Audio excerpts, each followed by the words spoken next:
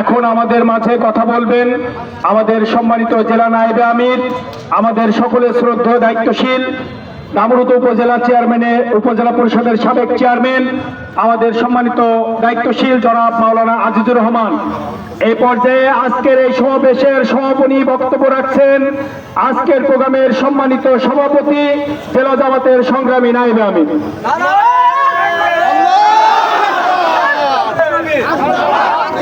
আলহামদুলিল্লাহ আলহামদুলিল্লাহ রাব্বিল আলামিন ওয়াসসালাতু ওয়াসসালামু আলা সাইয়্যিদিল মুরসালিন ওয়া আলা আলিহি ওয়া সাহবিহি আজমাইন।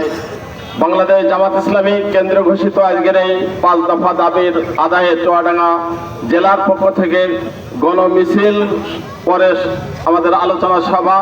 আমাদের এই অনুষ্ঠানে উপস্থিত আছেন চুয়াডাঙ্গা জেলা জামাতের আমির, চুয়াডাঙ্গা 2 আসনের এমপি পদপ্রার্থী জনাব রুহুল আমিন।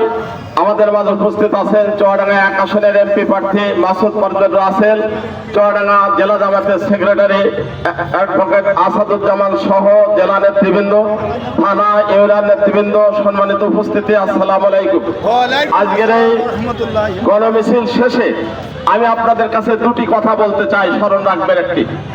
একটি কথা আমাদেরকে বারবার ওরা বলে আমরা নাকি কোনো সময় 17টা, কোনো সময় 18টা, কোনো সময় 3টি, কোনো সময় 2টি আসন পেয়েছিলাম।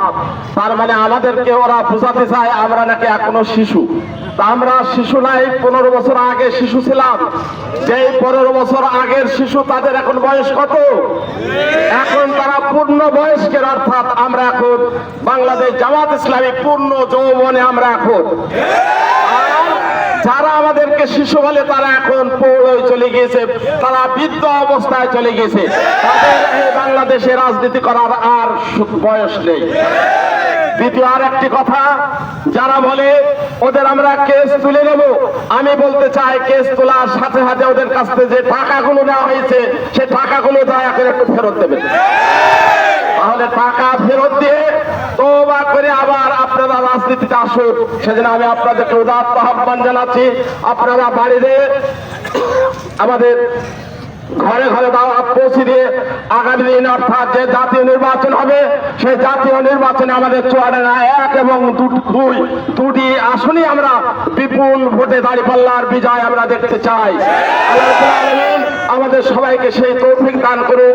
এবং পরিশেষে আমি আপনার এই ঘোষণার মাধ্যমে আজকের এই অনুষ্ঠান এখানে সমাপ্তি ঘোষণা করছি। খুদা হাফেজ।